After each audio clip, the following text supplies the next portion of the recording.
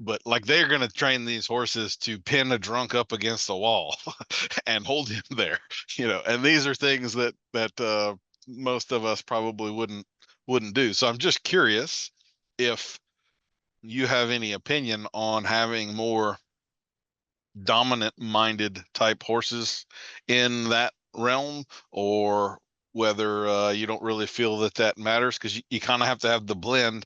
Like a 6-year-old's got to be able to accidentally walk into the butt of that horse and not get kicked at a parade, Absolutely. but then you got to pin the drunk that may be fighting back too. So what do you It think takes a about that?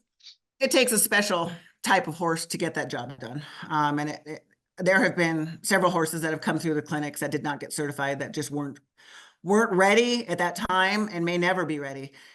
You do need to have kind of some of that draft cold blood, that little bit less reactive horse that's not going to jump on top of someone when you're trying to pin them and arrest them. We do a lot of the arrest techniques in the clinics, in the mounted enforcement clinics. And I do know a few folks that have used it and arrested folks at fairs, intoxicated individuals that were flailing about, and were able to get them cuffed up and uh, end up taking them over to a marked unit where they could put that arrested individual in there. Um, I get a little bit of every size type of horse in these clinics. So we don't have because everyone's using their personal horses. So they're bringing what they have available to them at that time. And there's times where if a horse isn't going to work out, they're going to have to go find something else to bring to a future clinic that might be a more suitable mount. But you do want a horse that has a pretty level head, that is willing to take on those more chaotic situations, because you're right. We've been to the park before where you have, some drunk guy walks up and, hey, I grew up riding horses, and they want to, grab a rein or try to jump on behind you, and you've got to know those techniques to be able to bump them out of the way. Use that hind quarter and shove them out of the way so they don't jump on your horse, or be able to block their hands from grabbing your reins or your bridle. And you need a horse that's going to allow you to, shove that guy out of the way so he's not trying to jump up on that horse. So you're definitely evaluating that horse and that horse's mentality, to make sure that they're going to be suitable for the job. But like I said, with the sheriff's office, we're doing more of that search and rescue stuff. And some parades, if there's something that comes up, we'll definitely get in there.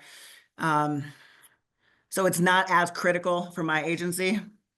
Um, with my agency, I need horses they're going to be solid in the mountains. They're going to be sure-footed and help to get a job done on it'll be a long trek going in to search for someone that might have fallen off a mountain. Or our most recent search was, we went and looked for a guy. It's a cold case, where he drove down a 2-track dirt road, got a vehicle stuck, and then just disappeared.